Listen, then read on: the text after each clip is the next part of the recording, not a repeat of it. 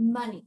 It's a building block that fuels a lot of the modern world. While we're taught to feel shame for even wanting it, thank you, greedy billionaires, for that. The raw truth is that money is a key for security in the modern era. And don't get me wrong, money doesn't mean everything. And in fact, the pursuit of wealth for greedy or power hungry purposes can lead anyone down a rabbit hole of misery or into a void that just can't be filled.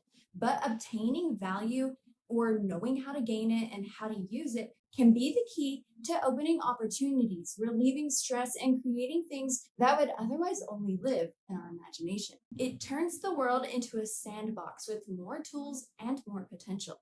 But it starts with you, my cute little viewer, and your self-worth and knowing how to utilize that worth within a very busy and ever-changing world. And lucky for you, your birth chart uncovers your personalized blueprint, kind of like a secret key for obtaining that. And in this video, my goal is to help you unlock your personal blueprint. This isn't just about improving your worth on the inside, but also about helping you tap into your ability to earn more, to spend more, and invest in a way that truly aligns with your soul's unique design. It's about making sure that your internal worth aligns in a way that translates to building external value as well. And you can do this in a way that it does truly fit with your design. It's not just you trying to copy, tips as some finance bro gives you. This is real advice.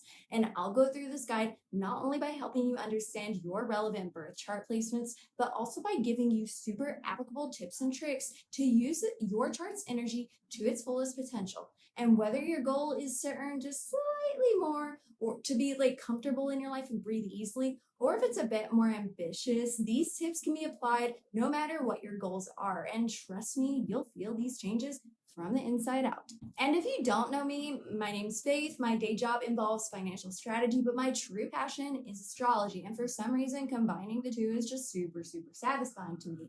Because as someone who grew up in poverty myself, I know how absolutely unfair life can be. And now my mission is to help people of all circumstances unlock their potential using simplified yet detailed astrological techniques. And if you like in-depth astrology tutorials or forecast videos, please give this video a like and subscribe to my channel because it just lets the algorithm know that this kind of video is your jam. And what you'll need to uncover your personalized path to wealth will be these specific placements from your birth chart, which I'm going to show right here on the screen. Whoosh. Isn't that cool? And now obviously there's a lot more that can contribute to monetary, is that a word? Yeah, monetary or financial success within your birth chart, since astrology is incredibly nuanced. But these placements, they're designed to be a great starting point to help you understand how to establish self-worth, apply your skills, and really capitalize on the natural gifts that you have. And so now let's get into it in 3, 2, 1, go.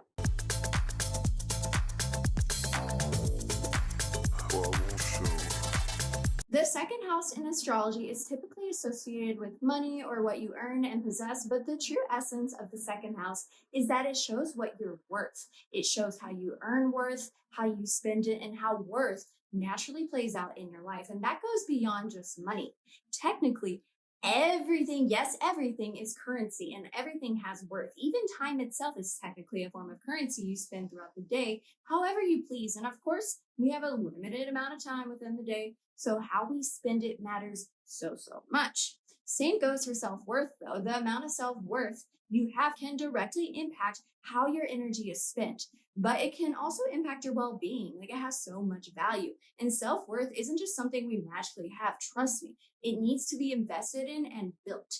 When it comes to any worth, whether it's self-worth, money, time, the second house is in your birth chart. It gives insight into how you earn it and how you spend it. The sign of your second house is the primary energy that is channeled within the realm of worth, whether you are earning it, saving it, or spending it.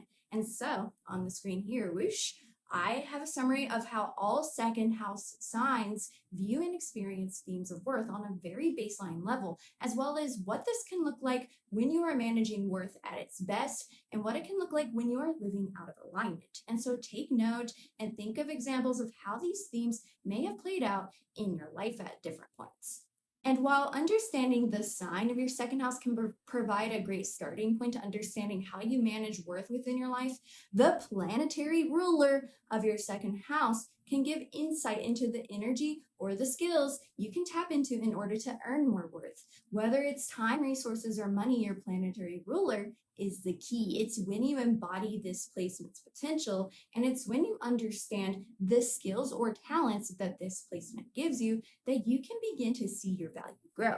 And so on the screen here, whoosh, I have provided a bit of a summary for what all second house rulers can provide, but don't worry, we'll go deeper into this. And please note that the guide that I just posted can also apply to planets within your second house, which is different. So take what resonates. And so if you have multiple rulers or planets involved, your skills are likely a cocktail of energies in some way. And so take that into consideration. So for example, if your second house ruler is Mercury, you may use your intellect, your mind, or your words to derive worth in any way, shape, or form. But if it's Saturn, it may be your persistence or your discipline levels that can help you derive worth or lack of it. And now that you know the planetary ruler, you can figure out what the flavor is of this skill, or what flavor this skill takes on, or what form this energy takes on by looking at where this ruler is placed within your natal chart. And note that the sign of the planetary ruler shows the form or the energy this skill takes on, or the energy you can tap into or go towards in order to derive both worth and, by proxy, more income. Whereas the house of the planetary ruler, that can tell you two things. It can either tell you where to apply this energy towards, aka the types of fields or areas of your life to apply the energy to earn more money, or it can show you the fuel source of which your skills are derived, which you can keep in mind for anything you pursue within your life. And so on the screen, as you can see, I have shared some tips and tricks for every placement that you can think of. So your placement is going to be on the screen. You can take these skills and apply it to your current job, a side hustle, or just implement it into your life slowly but surely. And it's once you do this, along with establishing self-worth, that you may begin to see your wealth shift towards the direction that you desire, unless you want to go bankrupt, and then it's not going to apply to you. And so experiment with these ideas. Drop a comment down below telling me your real life experiences with your placements. But for now, we have established a second house. So let's move on to how we can balance this, all of this that you've taken in, with your eighth house.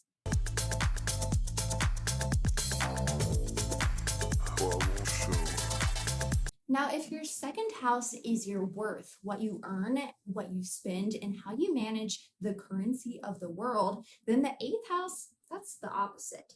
It's how you surrender your worth. It's the currency in your life that's spent, earned, or depleted by an outside force. Whether it's through intimacy, debt, fears, control, inheritance, or shared resources, the eighth house contributes to our worth, but in a way that's completely outside of ourselves, or in a way that involves other parties.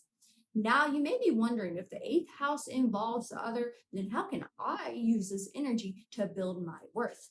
And to answer that question, I have a few thoughts that I want you to sit with. Just sit with it, take it in, and be open-minded when I say this, okay? Because the eighth house is the shadow side of our worth, if you think about it. But our birth chart operates kind of like a scale. And so having our eighth house in balance, or understanding how to properly surrender and embrace eighth house themes in our life, will have a balancing effect where our second house could in turn become more in sync, because understanding eighth house shadows could present a contrasting effect that makes second house themes and what they mean for you appear a lot more clearly in your life. But also understanding how to address intimacy, control, transformation, and other eighth house themes could bring things into your life that are completely unexpected. Sometimes what we gain is outside of ourselves, and embracing the unknown is the only way not to fear it. There's numerous ways that this energy can play out. And so stay open-minded no matter what part or stage of life that you're in. And so on the screen here, I have tips for how you may naturally address eighth house themes depending on the sign of your eighth house, as well as a few tips for properly embracing these themes in your life. Whoosh, I think I already put it on the screen 3 seconds ago, so I didn't have to do that. But to truly embrace eighth house themes, understanding the planetary ruler and how it plays out in your life is absolutely key. The planetary ruler, which is seen on the screen here, whoosh, can give insight into the energy you can tap into, not only to address outside forces in your life that contribute to worth, but it can help you stay in balance in such a way where the second house themes are now a lot more easy to tap into. And note that this guide also applies to the placements within eighth house. So take what resonates, build your little cocktail if you have to. If you have no planets in the eighth house, just look at the ruler, okay? And so now understanding and knowing the sign and house of this planetary ruler in your birth chart will open up so many doors for you when you can learn to properly embrace and understand this placement. And knowing this placement is a doorway into the energy you can embrace when life gets tough, when forces outside of your control feel constricting, or when you're presented with a situation where your worth is being directly tied to another force, whether it's for better or for worse. And so the sign of your planetary ruler can show the nature of the energy you can embrace in situations like this, or it could give insight into the energetic makeup of situations in your life where these eighth house themes show up. Note that it can go both ways. It could be receiving or giving energy, so take that into account. But the house of the eighth house ruler might also give a hint to situations in your life where eighth house themes might play out, or it can provide outlets for you to channel your energy into in order to bring more balance into your life, which can help you balance your second eighth house axis, therefore better establishing worth or wealth within this world. You can use these tips on the screen in conjunction with the second house tips to create a full routine that puts your worth first. And note, if you have trouble integrating and understanding the energy of all these placements, because it's a lot, I urge you to work with one energy at a time, starting with your second house energy until you become familiar with it before moving on to the next energy. That way you can fully integrate it without overwhelming yourself. And now that we have the second and eighth house axis in balance, let's move into the 11th house, which may contribute more to your worth, wealth, and how you earn than a lot of people give credit for. So this might be pretty insightful if you didn't know what I'm about to go over.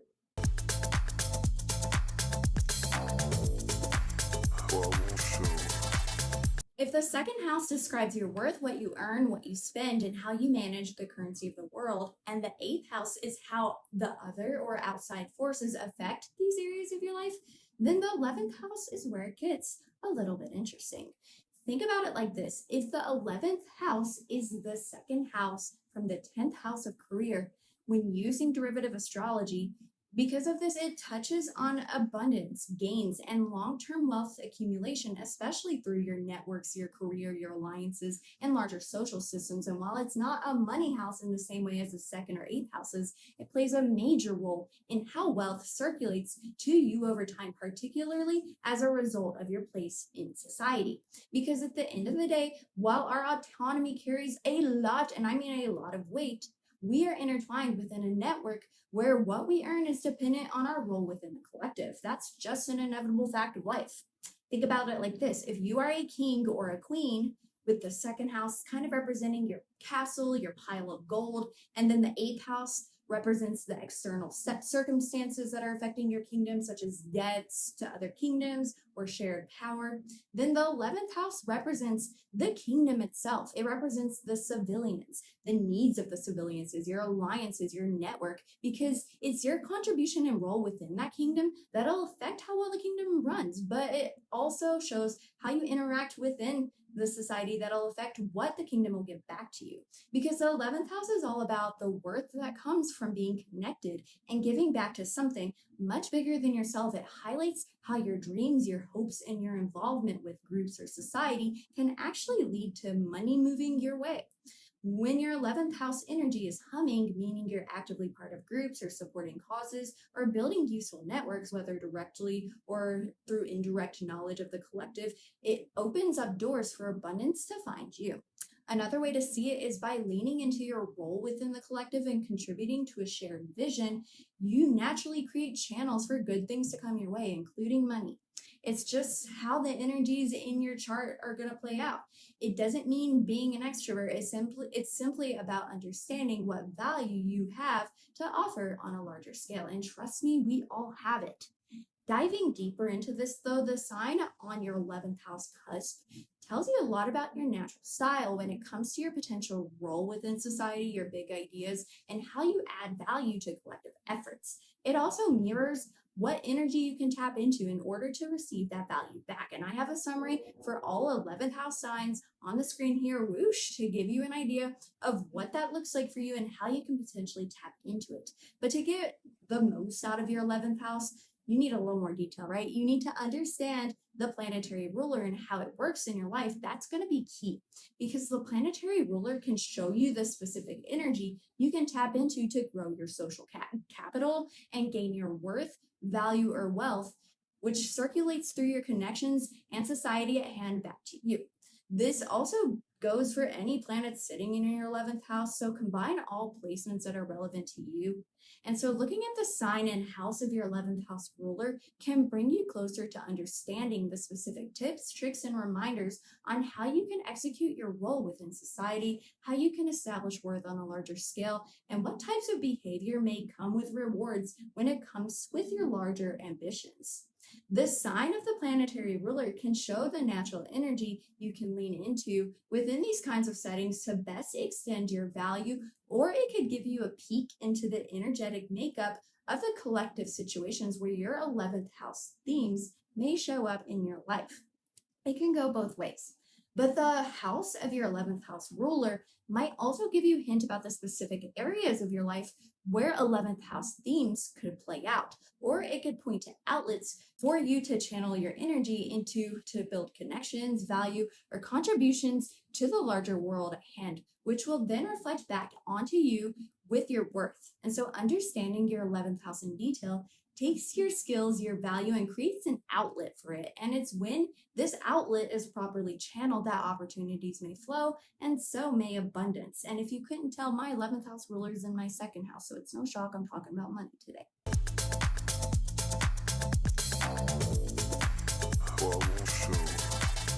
That's it. That's the guide. I hope it helped. I hope you enjoyed it. And obviously, some of you might be wondering, what about the 6th house and the 10th house? I'll make a career video soon to kind of go over how to find like your vocation or your career, your impact on the world. But also, if this video was helpful, please again, leave a comment down below. Tell me what parts resonated with you the most. But also, even if this video didn't help, tell me where I went wrong. Tell me how I can become a better teacher so that I can make these guides in such a way that is helpful to the most amount of people. And so until next time, I will see you then.